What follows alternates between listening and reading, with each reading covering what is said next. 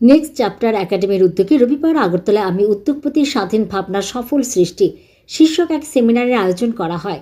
তরুণ প্রজন্মকে উদ্যোগপতি হিসেবে গড়ে তোলা এবং জীবনের সাফল্য অর্জনে বিভিন্ন দিক তুলে ধরাই ছিল এই সেমিনারের মূল উদ্দেশ্য। দুটি পর্বে পুরো অনুষ্ঠান অনুষ্ঠিত হয়। প্রথম পর্বে ছিল উদ্বোধনী অনুষ্ঠান।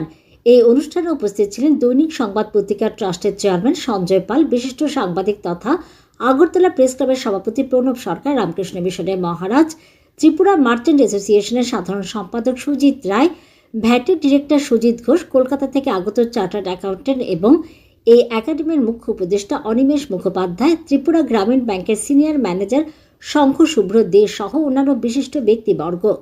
অনুষ্ঠানে বক্তব্য রাখতে গিয়ে আগরতলা প্রেস ক্লাবের সভাপতি প্রণব সরকার বলেন, উদ্যোগের অনেক রকম সংজ্ঞা আছে, তবে স্বামীজি সেই সময় তাঁর বক্তব্যে যে ধরনের আধ্যাত্মিক ধ্যান ধারণা সহকারে যে বার্তা দিয়ে গেছেন তা বর্তমান প্রজন্মকেও ধাবিত করছে।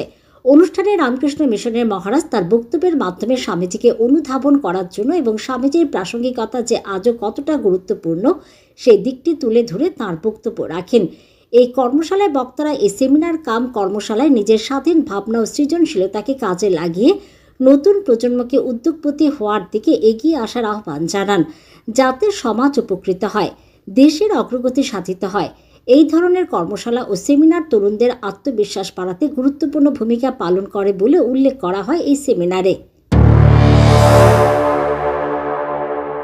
উদ্যোগ বিষয়টা কি? উদ্যোগের অনেক রকমের ব্যাখ্যা আছে, বিজনেস এক রকমের ব্যাখ্যা আছে, নিজে উদ্যোগ নেওয়ার এক রকম ব্যাখ্যা আছে।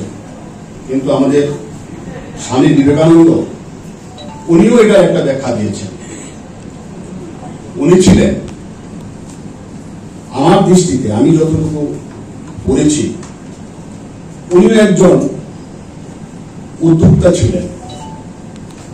ভুল হলে মহারাজ বলবেন। উনি ছিলেন আধ্যাত্মিক উদ্যোক্তা এবং উনি আজকে যে ভারতবর্ষ, জয়ন্তবাবু যে ভারতবর্ষের জন্য বলছেন, উদ্যোগের কথা বলছেন, উনি তখন সেই স্বপ্ন দেখেছেন।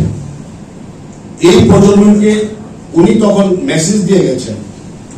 উনি বলেছেন, ওনার লেখাতে আছে, কি বলেছেন? উঠো, জাগো, লক্ষ্যে না পৌঁছানো পর্যন্ত থামো না।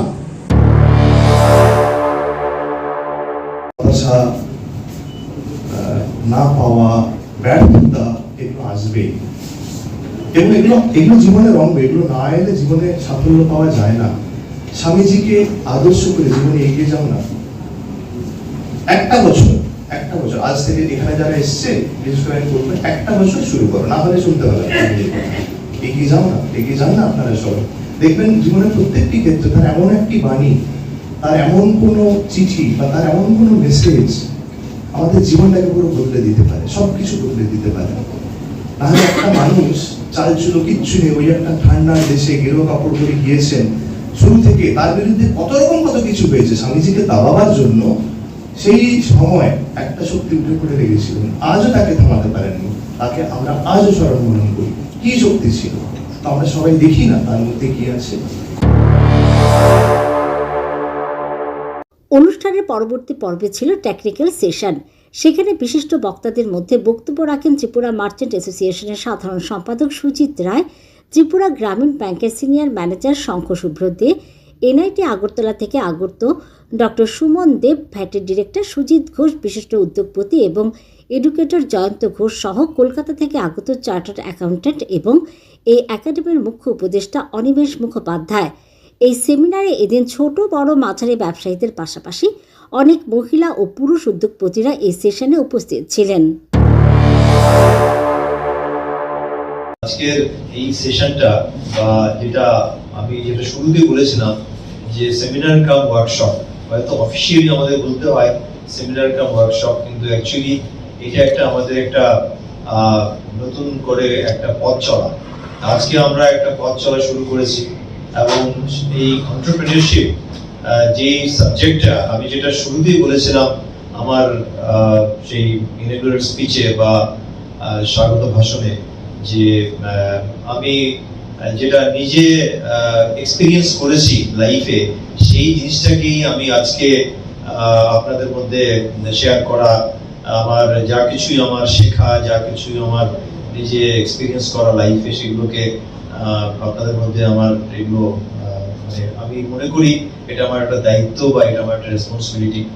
আর আরেকটা জিনিস কি জানেন তো, যে যারা ভাবি আর কি যে আমরা কিছু করব, কেন কি দুটো সেকশন অফ মানে লোক আছে আমাদের সোসাইটিতে।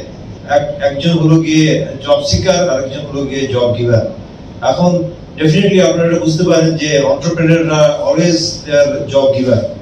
এখন আমি কাউকে খাটো করে বলছি না, কিন্তু শুরুতে আমি একটা কথা বলেছিলাম যখন মহারাজ ছিলেন, সদ্য মহারাজ বিবেকনগরের, তখন আমি এই জিনিসটা বলেছিলাম যে এই মানে এন্টারপ্রেনারশিপ হলো গিয়ে এইটা এমন একটা জিনিস যে যদি আপনি if you want to serve the society, তাহলে entrepreneurship is the only vehicle, যেই বাহনে চেপে আপনি সমাজের জন্য কিছু কাজ করতে পারেন, সোসাইটির জন্য কিছু কাজ করতে পারেন। এইটা কিন্তু আমি নিজে জীবনে এই জিনিসটা আমি খুব মানে অবজার্ভ করেছি। কারো ধারণা আছে এলএলপিটা কি? এলএলপি সম্বন্ধে জানেন আপনারা কেউ? এলএলপি মানে হচ্ছে লিমিটেড লায়াবিলিটি পার্টনারশিপ। এইটা মানে হচ্ছে একটা পার্টনারশিপ এবং একটা কোম্পানির মিশ্রণ, এটাকে বলা হয় এলএলপি। এই যে